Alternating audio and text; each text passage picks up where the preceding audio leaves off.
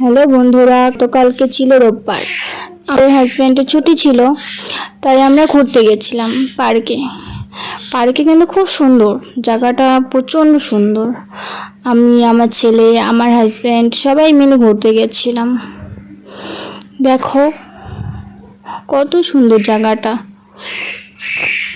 বাচ্চাদের খেলার মতো অনেক কিছু আছে, বাচ্চারা আসলে প্রচণ্ড খুশি হবে। আমার ছেলে তো প্রচণ্ড দুষ্টু, দেখো না কিভাবে একা একাই ওখানে চড়ছে, খেলছে, প্রচণ্ড খুশিও আর প্রচণ্ড দুষ্টু। দেখো তো এটা কোন জায়গা হতে পারে, তোমরা বলো তো। দেখো খুব সুন্দর, কিন্তু সামনে তোরসা নদী আছে।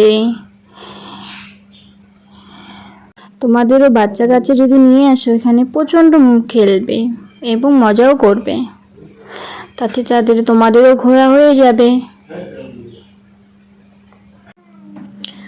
দেখো কিভাবে খেলছে ওরা, প্রচণ্ড খেলছে, প্রচণ্ড।